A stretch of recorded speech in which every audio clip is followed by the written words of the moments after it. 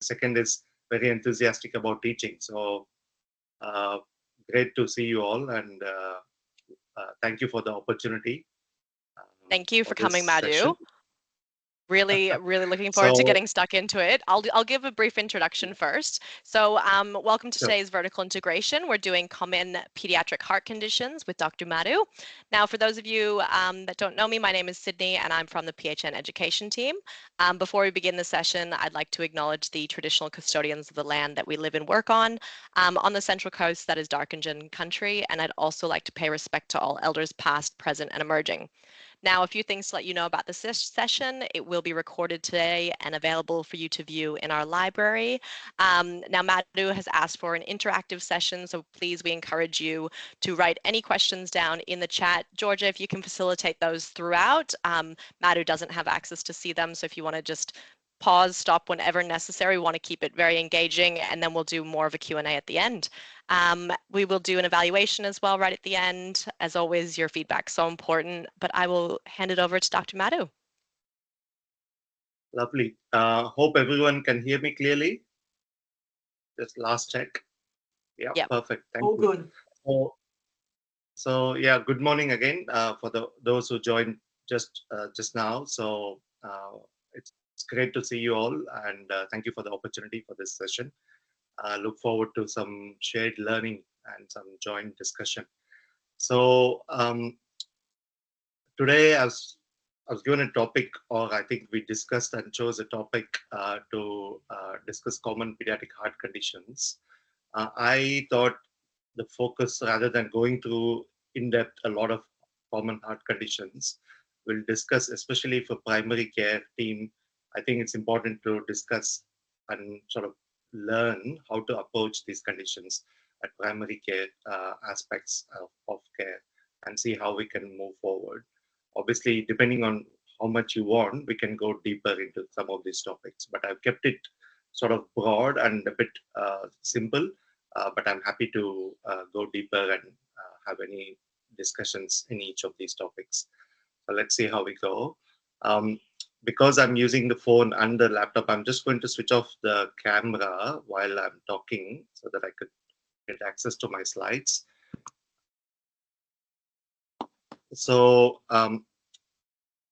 as I said, I'm Dr. Madhu Gangadhar, work in Central Coast in the Gosford Hospital as a staff specialist pediatrician, and I'm also a specialist in cardiology. Mainly my specialist cardiology qualification comes from UK. So the main learning goals in this session is the key aspect I'm going to focus is how to recognize the common presentations of pediatric heart conditions. That's the key focus of this session. How can we assess them clinically in primary care? What relevant investigations we can arrange? And especially the timing of the investigations, because the pathway is important in terms of the timing. And then early management, if appropriate. We don't always expect to do a lot of treatment early on, or at least at the primary care level. But if appropriate, sometimes we may need to initiate some early treatment before sending for specialist assessment. So those will be the main key learning objectives. It's just a picture. I mean, I expect all of you to know normal heart anatomy. Just to introduce the concept of the normal heart anatomy, I'm not going to go through this in detail. I'm sure all of you have been bored to death with this before. Um, so jump straight one summary slide about clinical assessment in both neonates and children. This framework we are going to use for all the conditions. I will use a lot of patient-based discussions, and we'll use this framework for most of our other cases. So whenever you come across anybody with a patient with a symptom, is it cardiac?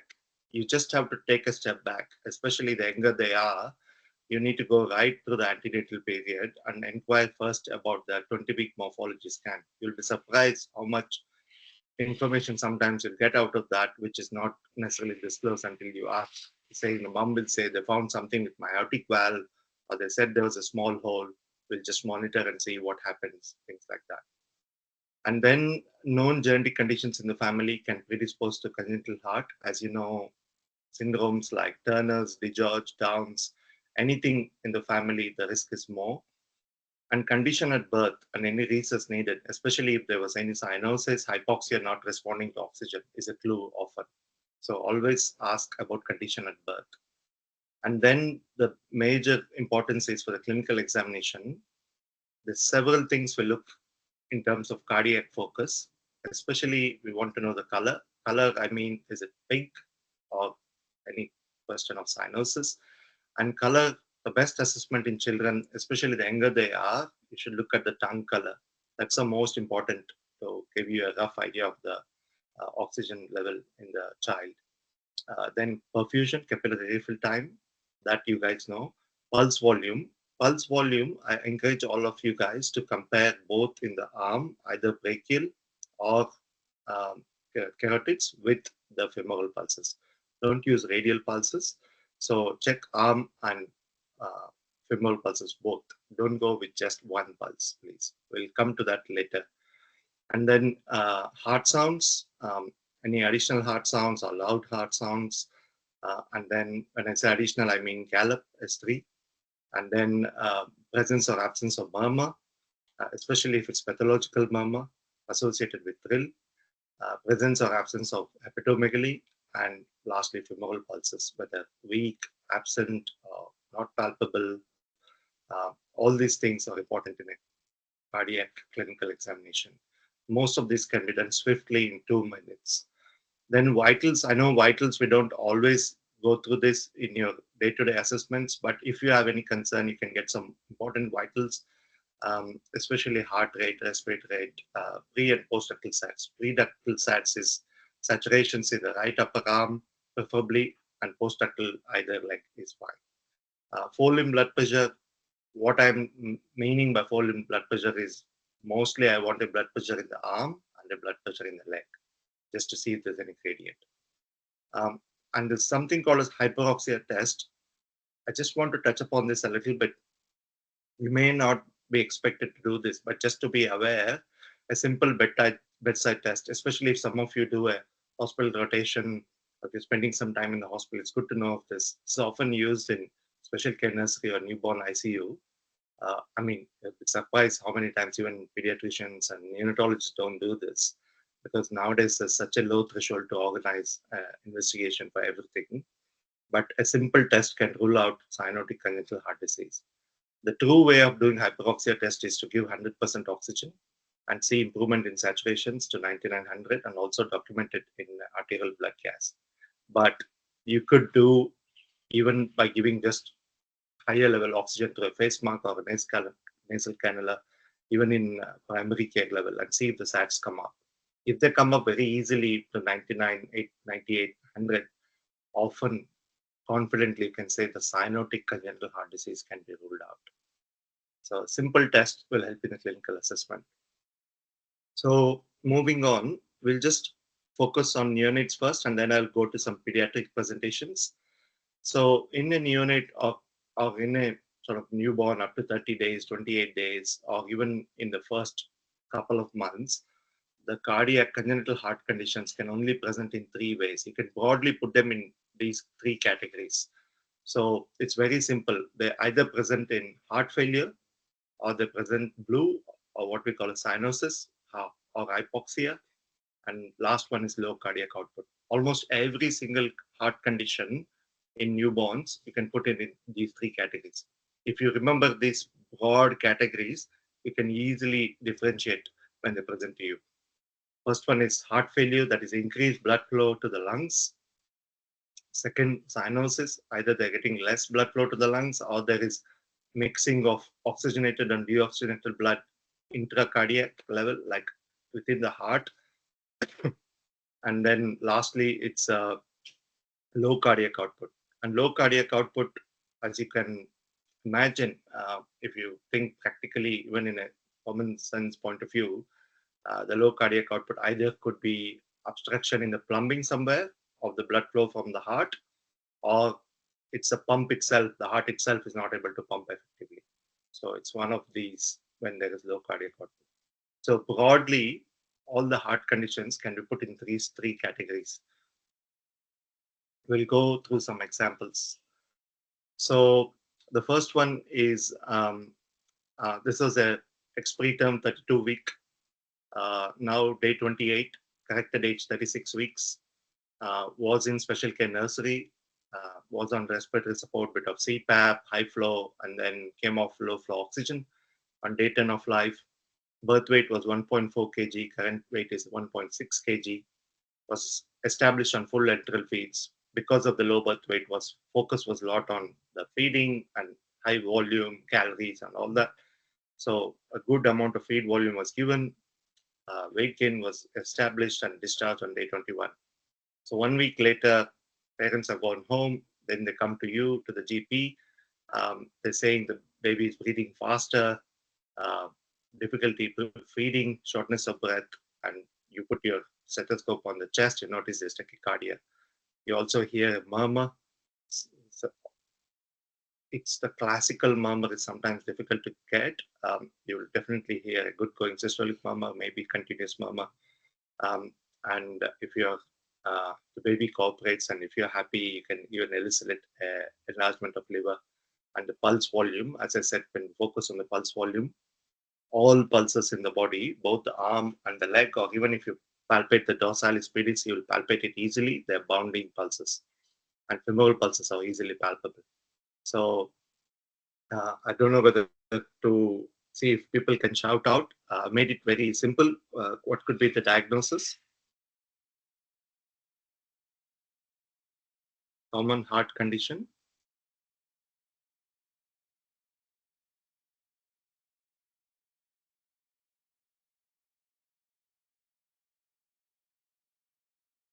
Do we have any takers? Just write in the chat, or you can unmute. You can unmute or you can write in the chat.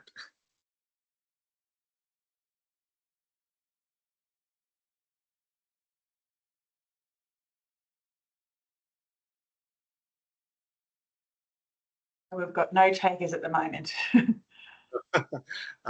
Good. So often this phenotype itself should be giving you some clues. Preterm, low birth weight, murmur, heart failure, around 3 to 4 weeks of life, usually is commonly patent ductus arteriosus.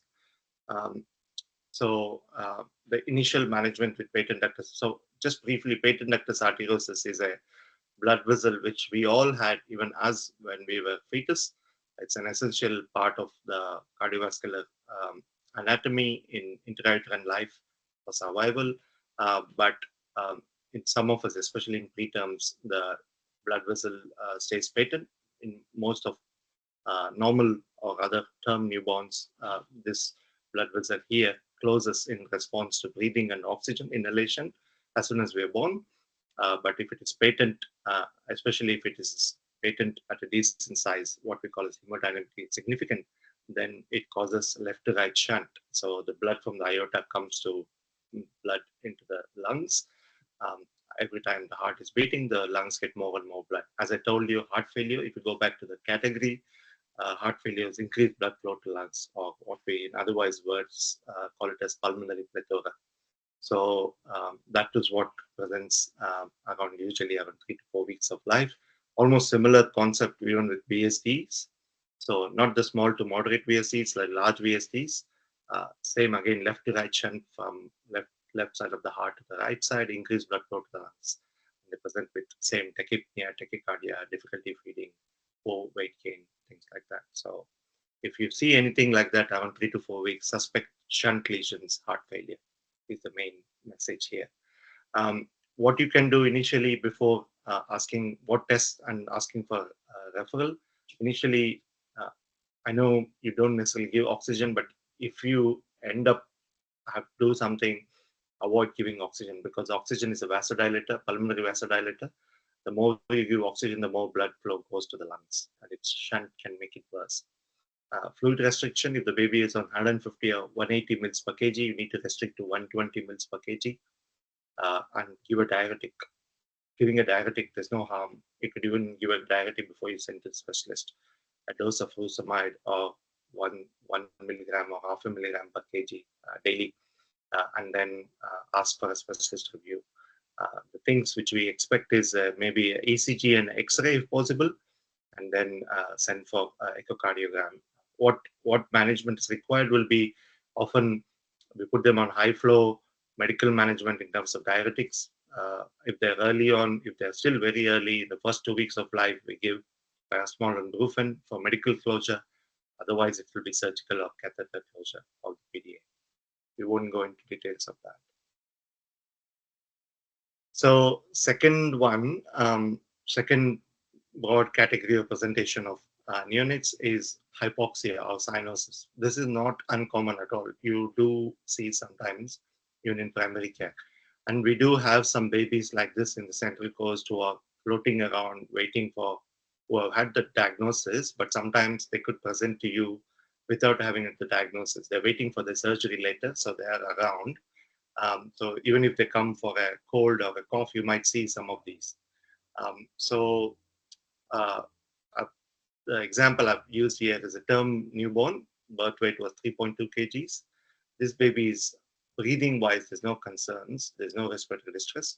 Often these conditions, especially cyanotic heart conditions, often because there's in fact less blood flow to the lungs, there's often less risk of heart failure. And if you put a stethoscope on your chest, you can easily hear a murmur. Ejection systolic murmur is harsh sounding, mostly in the outflow tract area in the left upper sternal edge.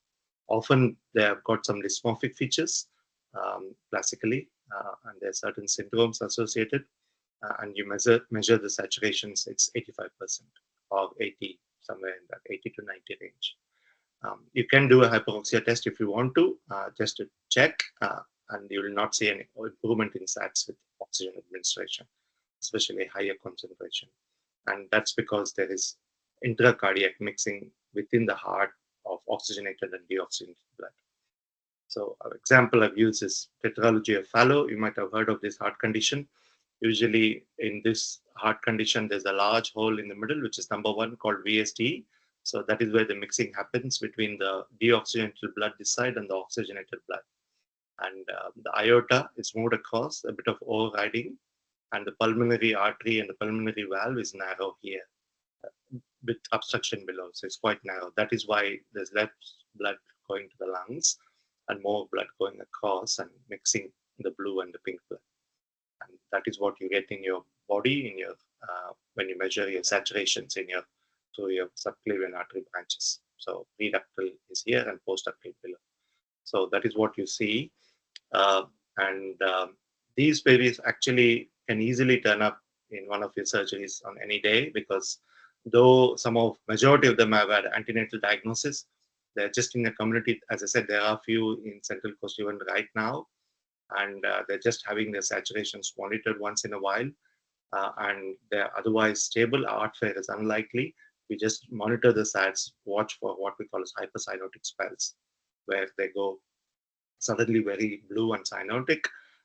Stimulation is often things like something very upset or crying or feeding or even doing a poo or wee sometimes, and which needs emergency management in terms of oxygen, morphine, fluid bolus, and beta blockers. But all that we don't expect it to happen in primary care level. But I'm just saying to watch for that, and then saturations is the key. But as I said, very rarely these children or these babies end up in heart failure. They're generally stable. They're feeding well. There's no feeding difficulties. In fact, the only thing to worry and monitor is the saturations. Often the specific cardiac management later is medical management, or if they can't be operated early on, if they're small weight, or if they're good weight, they go into early intervention, either catheter-based or cardiac surgery.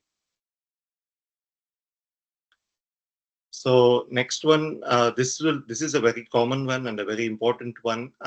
So this now we are in the third category of presentation. The first we talked about heart failure. Second we talked about hypoxia or cyanosis. Third, now we are talking about low cardiac output. So in low cardiac output, there could be two things. One is obstruction in the plumbing somewhere, and second is the pump failure.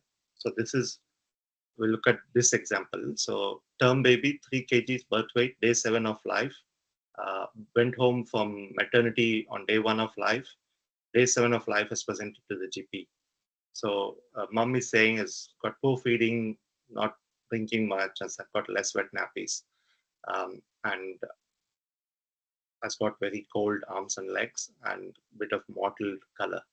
So when you palpate, you can check the pulses. As I said before, in the clinical assessment, you can easily feel the arm pulses, the brachial pulses.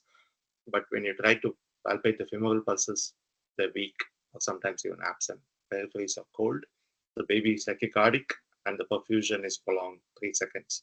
And when you manage to do a blood pressure, especially upper limb, you see high blood pressure systolic in the upper limb compared to the lower limb. There's often a gradient. But even if you check upper limb blood pressure and there's high hypertension, there's a red flag there. And I mean, if you have the facilities to do a blood test, or if you send to the lab to do a blood test, and if you want to, the most useful test in these babies are lactate, venous blood gas, and the lactate is often elevated.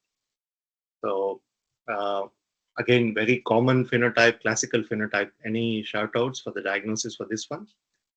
Yes, Dimity has suggested coarctation of the aorta, and Gordon's jumped in as well with that answer. Yes, perfect, excellent, well done, guys. So yes, so some of the key features what I want you to focus. I've made this phenotype very easy, but sometimes it may not present with everything of these. So the important things to remember is often the first 7 to 10 days, end of first week and second week is when they present, when the duct closes and when the coarctation narrowing. So if you go back to the heart picture, so the coarctation is usually somewhere here. In fact, I've got a picture here. So coarctation is right next to the duct here. But until the duct is open, the lower half of the body was getting blood through the lungs, through the lung artery. Blood was coming across through this.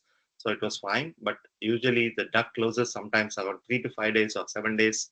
So as soon as the duct closed, so the rest of the body, the lower half of the body, after the left subclavian is not getting blood anymore because of the narrow, or even sometimes it can be very tight, almost like obstruction. So that is the classical time they present. So just to remember, around day 7, day 10 of life, poor feeding concerns, sometimes the murmur may not be obvious. Tachycardia could be because of cough and cold or temperature. But the key feature differentiation is if you put your hand on the brachial cubital fossa, you can feel the arm pulses easily and the femoral pulses you can't. A lot of people tell me, especially trainees and GPs, that they find it sometimes difficult to palpate femoral pulse. The tip I would say is if you can feel the arm pulse easily and if you can't palpate the femoral pulse, raise a red flag and send for assessment. That itself is enough, even if you can't do a blood pressure. So the differentiation between arm and the femoral pulse is very important to raise suspicion. So that's a key message in this one. So what you can do, I mean, this is a condition where it needs to be urgently transferred and assessed and treated. So if they turn up at your practice and that's where you're diagnosed, and I'm hoping that after this talk, some of you may diagnose, and I'm confident it may happen someday. And if they're stable, you don't have to panic. You can send them to the hospital for the urgent echo and specialist assessment. If they're not stable, I would encourage you and definitely advise to monitor them till the ambulance turns up so that they can take over and then do the hospital transfer by ambulance because they can deteriorate very quickly. So the further treatment is we start prostaglandin to open up the duct, correction of acidosis, ventilate them, inotropes, stabilize the child in 24 hours, and then surgery, corrective surgery, coagulation. So just in the same topic, I want to give you another example of another phenotype. This is even more important than the newborn because some of the newborn ones you may not come across because they're not that common and may not necessarily come to primary care. But this, if you have worked 25 years, 30 years, you'll definitely come across one or two of these, or even more often, because these are often detected incidentally. So a lot of older children who have coarctation, they can present. The only clue when they present is they have come to you with an influenza or a rhinovirus or a cough, pertussis or something very non-specific. And when you're just doing your quick cardiovascular assessment as discussed, the only differentiation, what you notice is you can feel the arm pulses easily, but you can't palpate the femoral pulses. Often that's the only initial clue. Sometimes blood pressure assessment in older children is not that easy if they're crying. So, but if you get accurate blood pressure, you'll see upper limb hypertension as compared to the leg. They're otherwise very well because coaptation in if it's not presented in newborn, if it was only moderate, they can easily survive and can stay like that, and it can slowly become tighter and tighter. So they can remain well. Only on echo will notice left ventricular hypertrophy because of this narrowing here. If it's not very tight, the blood can still go through it, but the left ventricle is working hard. So what we notice is if you do an ECG, you'll find some LV strain, and on echo, you'll also notice LV hypertrophy. But otherwise, they'll be well. They will be even doing lots of sports and very active. Sometimes, if they have an associated VSD or aortic valve stenosis, sometimes they can have a bicuspid valve, aortic valve. They can have a murmur, but murmur is not always present. So the only way you can pick up these children, so many times we have seen this, like they've gone to a dentist or they came to the hospital to have a toenail, ingrowing toenail fixed or some fracture.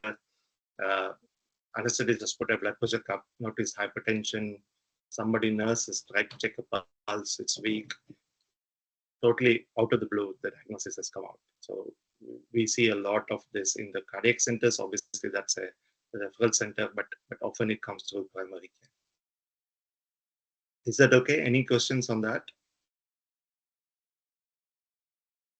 No, we're all good, thank you. Okay, perfect. So we'll move on. How are we doing for time? 7:58. Yeah. So so the last category again in presentation, low cardiac output, but this time the focus is now the pump issue. The heart is not pumping well. So the classic example of the phenotype you see is term neonate, 3.8 kg birth weight, around day 21 of life, but it could easily be 6 weeks old or it could be 8 weeks old. So presents again with poor feeding, lethargy, less wet nappies.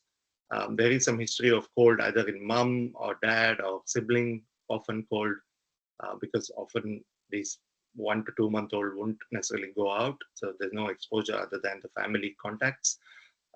There's not much of respiratory distress. Sometimes you might find them a bit of tachypnea, but not much of shortness of breath. But if you put your set on the heart, you'll see tachycardia, and if you palpate the pulses are weak everywhere. Even the arm pulses you can't feel very well, leg pulses you can't feel well. Even the femorals are a bit weak. The peripheries are cold, mottled. The hands and legs, everything feels cold and mottled. So what could be the diagnosis and what investigations would you do? Could you shout out one thing about the investigations? I think the diagnosis is obvious. Um, Maybe. So hope I made it easy. What could be the issue? What affects the pump in babies like this? The heart muscle. Any guesses? The cardiomyopathy. Cardiomyopathy is one, but cardiomyopathy is more inherited, and often they present very late in life, not early on. So this is more like acquired, and sepsis is not a bad thought. Um, Along the same lines, infection but affecting the heart muscle. What is it called? You see this even in adults as well.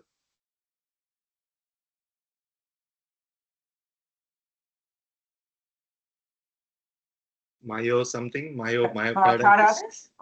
Myocarditis or pericarditis. Yeah, myocarditis more specifically, but often with myocarditis you get some pericardial inflammation, but the correct answer is myocarditis.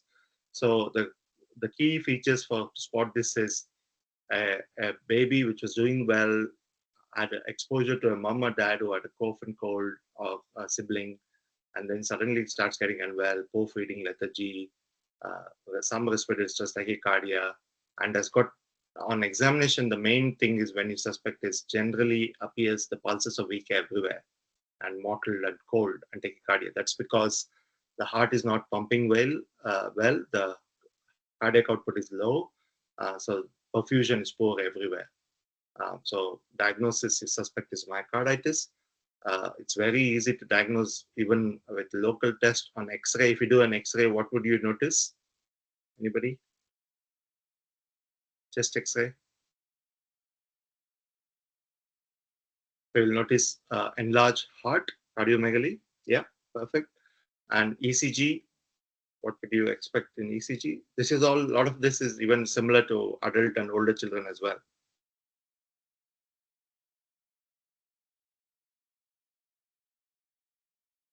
Yes, the small QRS is more for pericardial, but yeah, that's also possible, but mostly ST segment and T wave changes, suggestive of LV strain, left ventricular inflammation. So mainly ST segment and T wave changes is what I'm looking for. And then one single blood test which can give you a clue. We do this a lot of times unnecessarily in children with chest pain, but this is more important. Not CK I was looking for. What do most of the adults get a blood test for heart? Yeah, troponin. Perfect. Yeah, troponin. Perfect. So just do a troponin. Troponin is often elevated. It's in the thousands in myocarditis. So pretty much even at UO level, you can do the diagnosis and send a referral, and you'll be so chuffed about it. So simple X-ray, ECG, and a blood test can give a diagnosis. And not all children will be in shock. Myocarditis early on, they can only present with tachycardia, tachypnea, and they might still be stable. So you can diagnose and refer them for echocardiogram and specific management. So that's myocarditis. That's why I put red. The heart muscle is inflamed and is not pumping well. It's feeling a bit tired and sick. So the specific management is a correction of sedosis, fluid, oxygen, ventilation, inotropes, intravenous immunoglobulin, and if the pump doesn't work at all, to give it a bit of rest, we even put them on ECMO. All this is done in cardiac center. So some pediatric common heart presentations. Moving on. So one of the commonest presentations to GPs is palpitations in an older child or a teenager, saying the heart is racing. I get these on and on intermittent episodes of heart is racing.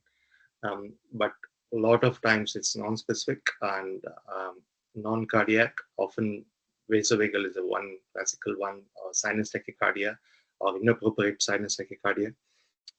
But mostly for cardiac, I'll just go through some features. So cardiac ones, often there's no aura. If there's any aura before palpitation, like if they're starting to feel dizzy, a little bit unwell, a bit of off color, or I'm feeling a bit tired, my legs are going a bit weak, anything like that, then it's unlikely to be cardiac. And the duration of symptoms could be short or it could be long. Even in cardiac, sometimes they can be brief or they could be prolonged. But the key feature in history, what you guys should focus is in palpitations is there sudden onset of palpitation and sudden offset. Cardiac, often cardiac cause of tachycardia, usually like you're sitting watching, the child is sitting watching or doing something, eating, is not aware of the heartbeat. Suddenly the heart goes boom. So just goes from 80 to 100 to 150 to 200 within matter of seconds, and then goes like that for 2 to 3 minutes and then stops suddenly. Sudden onset, sudden offset. That's the key clue. Sometimes you'll get associated symptoms, especially if it's supraventricular, you don't find syncope. But if it's a ventricular tachycardia, sometimes can be associated with syncope. There could be sometimes triggering and relieving factors, especially if you go more towards ventricular tachycardias. But often there's none. Uh, Sometimes again there's association with exercise and sports, but that history again is not common because the common tachycardias are supraventricular, and with those you don't necessarily get association with exercise or sports. So the commonest in this category, what we see is supraventricular tachycardias, the atrioventricular reentry tachycardia is the commonest one, or in simple words called SVT. It can happen easily in any child, in a previously well child. They wouldn't have any previous clues, completely well, and can happen out of the blue. The common investigations you can do at your level is ECG, but if they're not in tachycardia at that moment, it may be normal. But if they have something called as pre-excitation, or otherwise called as WPW syndrome, Wolf Parkinson White syndrome, then there could be evidence of pre-excitation even in a baseline ECG. That can give a clue. But if the episodes are frequent, you can order for a Holter if you can capture it on Holter. If not, send for specialist assessment where they'll do further testing, including ambulatory monitoring, echo, and all that. Sometimes you may need EP lab testing to diagnose these conditions. So common is SVT, uncommon are atrial flutter, fibrillation, VT, and all that. We won't go too much into that. So initial management for SVT, let's say you found SVT, somebody has come with SVT, you diagnose SVT and you're sitting in your practice. What can you do before either they come to hospital, before it stops and they come to hospital, or if you, before you transfer them, call the ambulance and transfer them? What can you do at your level? Some very simple, basic few things which can be done locally, easily.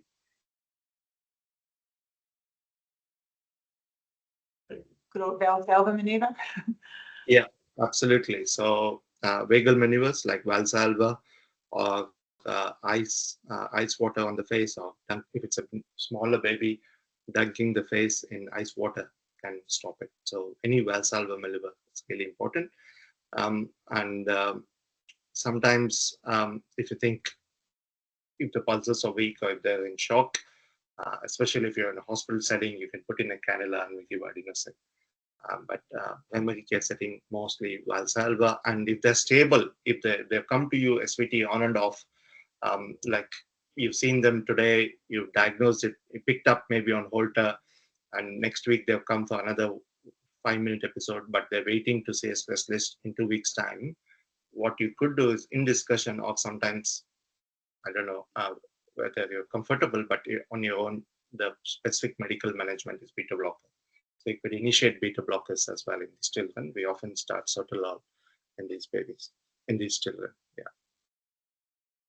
So next one, time was just checking.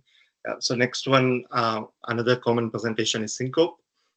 So syncope, the most 9 out of 10 times syncope you see children presenting syncope is non-cardiac. Again, majority they fall into category of vasovagal. But if it is cardiac, the key feature again is sudden onset. There's no aura preceding symptoms. That often these children, the red flag is they're doing exercise or sports. Another important history is there's some family history of sudden cardiac death less than 40 years of age. And also we have noticed some of these conditions present with triggers like sudden loud noise. Video gaming has been associated, especially exciting, very adrenaline based video gaming can cause VTs sometimes. Swimming, long QT certain types can be triggered with swimming. Marathon running. So you'll find some history in some patients. There could be associated symptoms like palpitations and chest pain. So if you find any of these red flags when you see a child with syncope, then needs urgent assessment, could be cardiac origin. What you still do is you do an ECG, and send for an echo and exercise test, and genetic testing, especially if you're thinking of channelopathies, because often there's a family history like long QT syndrome, Brugada, CPVT, which is catecholaminergic polymorphic ventricular tachycardia. It's a mouthful, but so channelopathies often run in families. Could also be a hypertrophic obstructive cardiomyopathy, not just hypertrophic, but hypertrophic obstructive cardiomyopathy can also present with syncope, or severe aortic valve stenosis. But the last two, to see in children is very rare. It can happen in adults, but most commonly it's channelopathies. We do have a question. What would you recommend? Where would you recommend the children be referred for their ECG, Holter, and echo as an outpatient on the Central Coast? Yeah, so ECG and Holter, you could get it done in any of the labs, like a DHM, I think, does it. So, and you can send them with the reports. But if you want a more urgent assessment, and if you think they're not stable, they can come to the hospital. You can contact the on-call specialist in the Oxford Hospital, pediatrician, or they can come to ED. But if they're stable, just symptoms once a month. But if you still think it's an SVT, get an investigation done and send for an assessment. In terms of video gaming, the reason it gets sets off is because of adrenergic response. Sudden burst of adrenaline, exciting. You know, kids how they play these video games, which are so high thrill. So that's the theory for that. And For echo, yeah, pediatric cardiologist review. I mean, if it is just ECG, Holter, and echo, we can do it in the Central Coast. But if you need more specific treatment, diagnosis, and treatment, better to send to Children's Hospital Cardiac Center. Do you see much POTS? Oh, POTS. I can talk for POTS for nearly 2 hours. It's a Pandora's box. It's a big thing. It's made a lot of adult cardiologists very wealthy. It's a totally it's a mystery. But POTS is purely not cardiac. That's the one thing I would say. People bandy about saying it's cardiac. POTS is multi-system. So, but cardiologists have grabbed onto it, especially in the adult world. And yeah, so POTS in children, it's very rare to see POTS. In fact, the ones who have been labeled and diagnosed as POTS are often not POTS. Let's move on away from POTS. Prolonged fever with no obvious focus. I think we'll do this one. This is very important, and then we'll stop after this for questions. So this is extremely important. I'm very passionate about this particular presentation and condition, especially for primary care, because I've seen children both in Australia, even in Central Coast. In fact, we had 2 cases last year, and luckily we did well, and I was involved in one of those cases, in fact in both, and we could pick them up early, because often the suspicion doesn't happen in these children, that people don't necessarily suspect this condition early on at the peripheral hospital level. But these can be even suspected in the primary care level as well. And even in UK, I've seen absolute disasters with late diagnosis. So, but it's a simple diagnosis, provided you switched on and think about the condition. So that's why I always include this in any talk, both for pediatricians and in primary care. So I'll give you 2 phenotypes. One is a 14-year-old male, recent history. I've made it very classical, but you won't always get this classical history.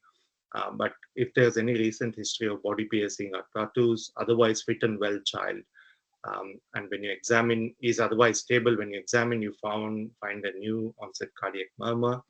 Could be systolic or diastolic, often systolic. And then bloods, you organize some bloods because he's feeling unwell, he's got fever, he's tired. There's rise inflammatory markers, but there's no obvious focus. So there's prolonged fever with no obvious focus, with raised inflammatory markers and cardiac murmur. Um, and you send off a blood test. The most important blood test is blood culture. You find a bug, often is staphylococcus. Then you should think of endocarditis, infective endocarditis, and ask for additional investigation in the form of echocardiogram. If you notice one thing that I've said, additional investigation, often there's a huge misunderstanding at all levels, even in peripheral hospitals, even in children's hospital, even in tertiary hospital. Even from oncologists, we get calls all the time asking for echocardiogram for endocarditis. Echocardiogram is not the test to diagnose endocarditis. It needs blood tests, blood cultures. You need to have a blood culture and blood culture positive. You do echocardiogram as an additional test to look for vegetation. So echocardiogram is important, but it's not the only or main test. Blood culture is a key thing, and suspicion. Because the minute you suspect and do a blood culture and have positive for staph, if you start treatment with antibiotics, all treatment is already started even before they go to the cardiac center. That's why it's so key, because we have seen so many children coming late with the valves being damaged and then surgery being delayed, and the surgery couldn't had a good outcome because they couldn't repair the valve. They had to replace the valve in a simple child with just endocarditis. So that's why it's key to suspect and diagnose early. So as I said, you may not get all classical history. The only key is prolonged fever with no obvious focus, raised infection markers, and blood culture positive. So another phenotype is, so as I said, some of these children could have small holes in the heart, either diagnosed antenatally or postnatally, small VSD, and nobody gets excited in the cardiac center with these, and they just say follow up once in a year or 2 years, and they send them off, and the kids and the family forget it, and they're just happy in life because they're very well and doing lots of stuff, active, playing multiple sports, and being very well. But the only risk factor, which even the families are not educated very well, often, even sometimes cardiologists forget to say, is only risk factor for these children is that they could have infective endocarditis. So any child has got a small shunt lesion, because the smaller the lesion, shunt lesion is, the higher the shunt, the higher the pressure difference between the left and right ventricle, more turbulence, more endothelial damage, and that's when there is seeding of bacteria into the endothelium and endocarditis. So that is where you need to suspect. So often they present vaguely with fever, rigors, sometimes just fever, tiredness, and not always with joint pains, just fever and tiredness. So obviously, because of the small VSD, they will have a harsh systolic murmur, sometimes with thrill palpable. But if you don't suspect, if you don't think of endocarditis, you probably will not organize blood culture, may not have a blood culture positive, or may not start the treatment early. And you might be going often, because we think fever in a well child, often we think of other things reasonably, accurately as well. And then some of these things get delayed. These are all real cases, by the way, which I'm sharing with you. So you'll be surprised how late some of these children are diagnosed and managed. So keep a high suspicion with this sort of phenotype background, and arrange for blood test, ask for an echo, and send for treatment, early antibiotic initiation. I think we are 8:16. We might skip Kawasaki. So I'll just go through the last slide and leave some 5-10 minutes for discussion. What the key take-home message, as said at the outset in the learning objective, was I wanted to go through some practical clinical approach to common pediatric heart presentation, both in neonates and older children. I think we covered quite a few common presentations, like in newborns, we covered cyanosis, heart failure, and low cardiac output. In older children, we covered syncope, palpitations, infective endocarditis. We could discuss more, there's plenty, but I've covered some common ones. What initial investigations you could do, the timing of some of the tests you do, and possible early appropriate treatment prior to referral or hospital transfer, and referral pathways. So those are some of the things which we discussed, and key home messages. Stop there.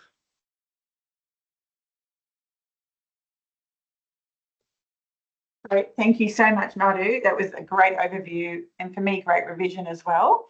Yep, I'll open up the floor for questions, so feel free to put your cameras on, everybody, and unmute. Put mine as well. And I'll be interested to hear any examples that some of the GPs have had with presentations. It might be of infants presenting at 7 days or 3 weeks that they've had to send to hospital because of poor feeding and suspicion of heart issues. Thank you, Madhu. That was a great. Thank you. That was a really good presentation. I had a case where I had a 12-month child, and just at routine review, I hadn't seen the child before, had a PDA and had a PDA like flow murmur. I've always wondered if it had always, I would have imagined it was always there, and why it hadn't necessarily got picked up, or if it can get louder as the child gets older. Yeah, So PDA can be present even in at 12 months or sometimes even in 3-year-old, and you can hear a PDA Right. murmur. But if it is hemodynamically significant, what I mean is if the shunt is significant, left to right shunt, it will present with signs Yeah. of increased pulmonary blood flow, heart failure. But if it is just murmur, that is a big Yeah. area. It's actually very controversial area, and there's a bit of debate. If the PDA is still patent at 1 year, and if you can hear the murmur, a lot of countries Yeah. all over the world, in Europe and America They especially, are leave it. loath, they close it. And but Okay. yeah, they close it. They just go ahead and do a surgery or catheter closure. Mostly Yes, because catheter. the child was asymptomatic, but just I heard that. And they Yeah, did go on to have surgery. So yeah, is it just like a mild and they're coping, but they close it just to make sure no problems develop? absolutely. You know why? The only reason, as I said, even with the small VSD, even a small PDA, the only tiny risk factor, Yeah. but it is still a risk factor, is endocarditis. Even they can have infective endocarditis. So that's Okay. the argument we use, because a lot of times there's a counter argument, a discussion, why should the patient have an intervention when completely well, just because of a noise Yes. somebody listens. But the argument, the recommendation is that you close it because there's a risk of endocarditis. But the risk is very tiny, Yes. less than 0.5%. Okay. And as a result of that case, I tend to listen to the heart at every child review because it scared me in case there weren't murmurs earlier and they kind of present. Would you kind of recommend that? So at every health child check, having a listen to the heart? So 6 100%. weeks, I 4 would, months, 6 I months, would 12 months, 18 months, 4 years. 100%. I love hearts. I Yeah. would love everybody to listen Yeah. to the heart every time they can see the Yeah. child. But as I said, the Yes. murmurs, I didn't go too much into murmurs. I just want to make it a point and make it very easy for all of you. Murmurs in children, Yes. almost 99% of the time, it's systolic. Very rarely you get diastolic. Yeah. Even PDAs, you don't get the Yeah. classical continuous murmur phenotype. And even in a well child without any previous history of operations or anything, a completely well child, if you hear a murmur, Yeah. pathological murmur, often it is due to only two things: either a shunt lesion or it's an outflow tract. When I say shunt lesion, it's either a VSD, not ASD. ASD doesn't cause a murmur. VSD, and outflow tract is either aortic valve or pulmonary valve. So it's pretty much these three things you'll see in primary care, nothing else. In a well child Yeah. with a significant systolic murmur, it's either a VSD or it's a aortic stenosis if it's in the right upper sternal radiating to the neck, or if it's the left upper sternal edge radiating to the back, then it is a pulmonary stenosis. As simple as that. You can even refer with the Yeah. suspected diagnosis on your referral letter. People will be very impressed. Yeah. So it's literally that much with murmurs. And I've sent a lot of murmurs in, mainly they're all benign after that PDA. But when I refer them, I have to send them for cardiology appointment and they do the echo in there. Is that the only way locally to get a child's murmur checked, or can we just refer for echo independent of that? Yes, yes. So you could refer for assessments to us as well. So I'm cardiac Yeah. interest person. I'm doing even echoes. So you could refer to me. So I I'm very passionate about local care, local pathways. Some of these Yes. patients don't need to go to Newcastle and Sydney. Well, children for just a mama check, Yes. which used to happen Yes. until now, and it still happens. And I think that's not Yes. fair on the families, and they don't need to pay Yes. There's a as lot of well. We do stress as well a lot having of to stress, go. and don't need to pay extra as well. We do at bulk Yes. bill as well. Yeah. So is that just at the Gosford Hospital? No, Gosford Hospital. I'm still having my request open at Gosford Hospital. We still haven't Okay. not got the pediatric echo sorted. Yeah. But So we can refer to you locally in your private rooms, but that's you right. can I just do do echo echo. Yeah. without the consultation. And if I have any Okay, suspicion, great. I send it to Westmead anyway. So I have my cardiology colleagues who I Yes. link with, and I send it to them. Yes. But majority of the times, as I said, almost 99% of the times, most of the murmurs are innocent or functional, and even if they're pathological, Yes. they'll be either a small VSD or a small like a mild aortic Yeah. stenosis or mild pulmonary stenosis, which nothing needs doing, just monitoring. Yeah. So these patients don't need unnecessary workup, unnecessary travel, unnecessary costs. Yeah. Yeah. Do other GPs find that when at child health checks, I often find that when they've gone for other health checks, they're not having their heart listened at like 4 months or 18 months. That doesn't happen. Do other GPs find that? We find we do routine checks before the immunisations, and that usually includes a heart check. Yeah. So I know whenever I incidentally pick up a murmur, I always look back to see if myself or my colleagues have noted a murmur, and most of our GPs, I'd say, do listen to hearts, because I don't know, I'm always picking up incidental murmurs, and you kind of do that. Have you been told you've got a murmur before? They're like, no. I'm like, oh, and usually it might be when they're presenting with a respiratory infection, so I'll get them back in a month's time, and sometimes it's persisted, sometimes it's settled, but I must say, it should be part of the routine health checks, general practice. Yeah, absolutely, and it's a good point what you raised, Georgia. Like sometimes if they're unwell, don't make a quick decision, especially if they're otherwise okay, because when they're unwell, when they're tachycardic, some of these innocent murmurs look permanent, but if you bring them back later when they're completely well, sometimes you can't even hear the murmur when they're not tachycardic. So just reassess again if in doubt, if they're otherwise okay. If the SATs are fine, pulses, as I said, pulses and saturations are fine, there's no rush.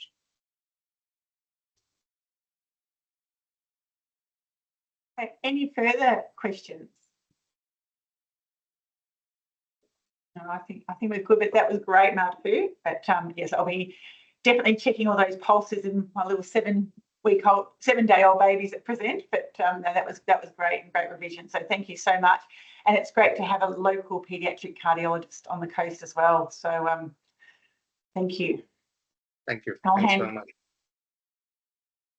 Perfect. Thanks, guys. Just a couple reminders as well before we go. I'd like to just thank Madhu for that. That was wonderful. And I'm just going to hit stop. All right, just want to stop the recording. Brilliant. Now,